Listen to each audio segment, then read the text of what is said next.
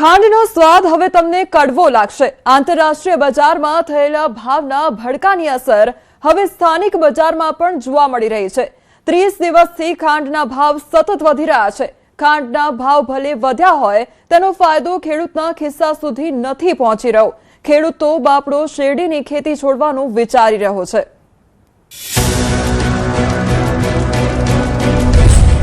त्योहार समये ज खांड कड़वी बनशे।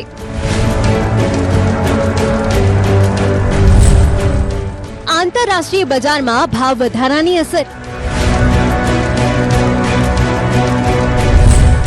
खेडूतोने शुं मळशे भाव वधारानो लाभ। त्योहारोनी सीजन नजीक छे त्यारे ज खांडमां भावनो भड़को थयो छे। छेल्ला 30 दिवसथी खांडना भावमां सतत वधारो थई रह्यो छे। सुगर मिलनी क्रेडिट सोसायटी में खांडनो भाव 56.40 रूपिया ज्यारे सुपर बजार में 55 થી 56 रूपिया किलो खांडनु वेचाण थई रह्युं छे। ओछा उत्पादनना कारणे आगामी समयमां पण खांडना भावमां तेजी रहेवानी धारणा छे। अल नीनो, दुष्काळ अने पश्चिमी देशोमां भारे गरमीनी असर जेवी स्थितिना कारणे स्टोकिस्टो द्वारा खांडनो संग्रह करवामां आवी रह्यो छे। मुख्य खांड उत्पादक देश ब्राझीलमां पण वातावरण प्रतिकूळ नथी, जेथी त्यां पण उत्पादन ओछो थवानी आशंका छे। उपरांत खाड़ी युद्धना कारणे ट्रांसपोर्टेशन खर्चमां पण वधारो थयो छे, जेनी असर पण खांडना भाव पर पड़ी रही छे। हजू 6 महीना पण खांडना भावमां आ प्रकारनी तेजी जळवाई रहेशे। आवनार सीजन 2026-27 में वैश्विक जो उत्पादन है वर्ल्ड लेवले ये अल नीनोनी असरना कारणे घटवानी आशंका व्यक्त करी है। एना कारणे अल नीनोनी असरना कारणे कदाच वर्ल्ड वाइज एशियाना देशों है, आफ्रिकाना देशों है कि एशियाना देशों है, अमेरिकाना देशों है कि यूरोपना देशों है, एनी अंदर अल नीनोनी असरना कारणे दुष्काळ पड़वानी शक्यता दर्शावी है। तो एना कारणे ब्राजील जे आपणुं सौथी मोटुं शेरडी पकवतो देश ब्राजील है, त्यार पछी आपणा एशियाना देशों है। ब्राजीलनी अंदर पाक जो ओछो थाय एवी शंका आशंका लोकोए जे सर्वेयर लोको छे ते लोकोए व्यक्त करी छे। एना कारणे उत्पादन जो ओछुं थाय एना कारणे आजथी ज एनी तैयारीना रूपे लोको स्टॉक करवा मांड्या। जे मोटा मोटा कॉर्पोरेट लेवलना वेपारी होय ए लोको मालनो स्टॉक करवा मांड्या અને એના કારણે 10 થી 15% વધારો છેલ્લા 1-1.5 મહિનાની અંદર થઈ ગયો છે। ભાવ વધારાનો ખેડૂતોને થશે ફાયદો। વૈશ્વિક ઉત્પાદનમાં ઘટાડાની વધતી આશંકા અને 2025-27 માં પુરવઠાની અછતની ચિંતાના કારણે ગયા મહિનામાં ખાંડ વધુ મોંઘી થઈ છે। તહેવારોની મોસમ પહેલા દેશમાં ખાંડનો સરેરાશ છૂટક ભાવમાં 7 થી 15% વધારો થયો છે, જેનું મુખ્ય કારણ શેરડીનું ઉત્પાદન ઓછું અને મર્યાદિત પુરવઠો છે।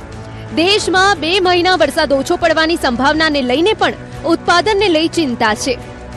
ખાંડના ઉત્પાદન ખર્ચની વાત કરીએ તો સુગર મિલને 1 ક્વિન્ટલ ખાંડ અંદાજે 3800 રૂપિયા પડે છે। શેરડીમાંથી ખાંડ બનાવવામાં ઉત્પાદન ખર્ચ ઉપરાંત વહીવટી ખર્ચ પણ 1200 રૂપિયાથી વધુ હોવાનું સુગર મિલ સંચાલકોનું કહેવું છે। ખાંડના ઉત્પાદન માટે ઉપયોગમાં લેવાતા સલ્ફર કેમિકલના ભાવમાં પણ મોટો વધારો થયો છે। ગત વર્ષે જે સલ્ફર આશરે 7000 રૂપિયા પ્રતિ ટન મળતું હતું તેના ભાવમાં ભારે વધારો થયો હોવાનો દાવો કરવામાં આવી રહ્યો છે, જેના કારણે મિલોના ઉત્પાદન ખર્ચ પર સીધી અસર પડી છે। બીજી તરફ શેરડીના પૂરતા ભાવ ન મળતા ખેડૂતો અન્ય પાક તરફ વળતા જોવા મળી રહ્યા છે। ખાતર સહિત ખેતીના ખર્ચમાં સતત વધારો થતા ખેડૂતો માટે પણ પડકારો વધી રહ્યા છે।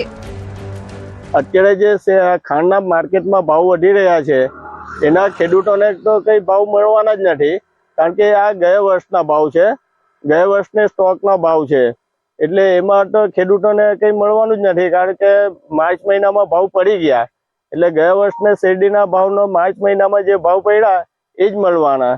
એટલે હવે પછી જે કઈ ભાવ વધે ને સુગર ફેક્ટરી જો ભાવ વધારે આપે તો આવતા માર્ચમાં ખબર પડે, એટલે અત્યારે તો ખેડૂતોના માટે તો કઈ ડરવાનો જ વારો છે। મુખ્ય ખાંડ ઉત્પાદક દેશો ખાસ કરીને ભારત, બ્રાઝીલ અને થાઈલેન્ડમાં પ્રતિકૂળ હવામાનના ભયે બજારમાં તેજીનું વાતાવરણ ઊભું કર્યું છે। જો કે સુગર મિલ સંચાલકોના મતે હાલનો ખાંડનો ભાવ વધારો ટૂંકા ગાળા પૂરતો જ રહેવાની શક્યતા છે। એટલે હવે શોર્ટ ટાઈમ પૂરતો આ વધારો હોય, કેમ કે એમ જોવા જઈએ તો આખા વર્ષની અમારી જે રાશ છે એ રાસ 3800 રૂપિયાથી વધારાની આવી નથી. હવે 1 મહિનો કદાચ કે 2 મહિના અમને વધારાનો જે ભાવ વધારો મળે, પણ એવા જ્યારે સિઝન ચાલુ હોય તે ટાઈમ પર પ્રોડક્શનની શરૂઆતની સાથે જ માર્કેટમાં વધારે પડતો પુરવઠો આવવાથી ભાવો ડાઉન જાય અને લગભગ એ 3500 ને 3600 પર પણ આવી જતા હોય છે. અને આજે એ ભાવો લગભગ 4600-4700 સુધી પહોંચ્યા છે. પણ મને પડતર જે ખરી અમારી એ પડતર પર દર વર્ષે ને વર્ષે વધતી જાય છે. 7000 રૂપિયા ટન સલ્ફર લેતા હતા અમે, 70000 રૂપિયા ટન થઈ ગયો છે સલ્ફરનો ભાવ. હવે તમે વિચાર કરો કે અમારું કોસ્ટ ઓફ પ્રોડક્ટ ક્યાં ગઈને ઊભું રહ્યું છે. દક્ષિણ ગુજરાતમાં શેરડીનું મોટા પાયે ઉત્પાદન થાય છે. કેટલી સુગર મિલો ધમધમી રહી છે.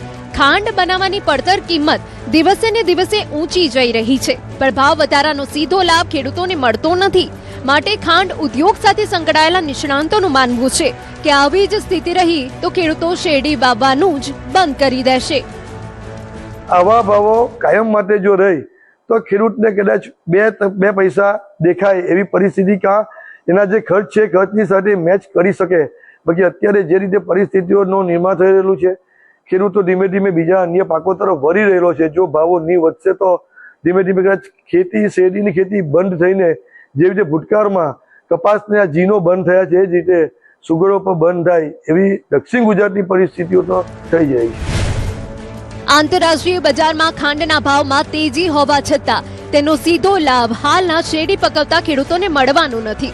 હવે આગામી પિલાણ સિઝનમાં શેરડીના ભાવ કેટલા નક્કી થાય છે અને વરસાદ તથા ઉત્પાદનની સ્થિતિ કેવી રહે છે તેના પર ખેડૂતોની નજર રહેશે. કેતન પટેલ, ન્યૂઝ 18 ગુજરાતી, બારડોલી.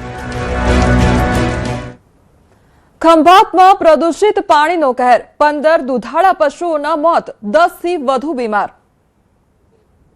આણંદ જિલ્લાના ખંભાત તાલુકાની જૂની આખોલ ગામે પ્રદૂષિત પાણી પશુઓ માટે જીવલેણ બન્યું. પ્રદૂષિત પાણી પીવાથી 15 જેટલા દુધાળા પશુઓના મોત થયા હોવાનો આક્ષેપ છે, જ્યારે 10 થી વધુ પશુઓ ગંભીર રીતે બીમાર પડ્યા હોવાનો દાવો છે. ખંભાતના ભાલ વિસ્તારમાં સોખડા જીઆઈડીસીમાં આશરે 25 જેટલી કેમિકલ કંપનીઓ કાર્યરત છે. પશુપાલકોનો આક્ષેપ છે કે કંપનીઓનું પ્રદૂષિત પાણી પાઇપલાઇન મારફતે દરિયાઈ પટ્ટી વિસ્તારમાં છોડે છે. દાવો છે કે આખોલ ગામના પશુઓ ચરવા માટે આ વિસ્તારમાં જાય છે અને અહીં જ પાણી પીવા માટે આવે છે. બીજી તરફ એક પછી એક 15 જેટલા દુધાળા પશુઓના મોત થતા પશુપાલકોમાં ભારે દુઃખની લાગણી ફેલાય છે. દુધાળા પશુઓને પશુપાલકો કમાઉ દીકરા સમાન ગણાવે છે, ત્યારે પશુઓના મોતથી મોટું આર્થિક નુકસાન થયું હોવાનું તેઓ જણાવી રહ્યા છે.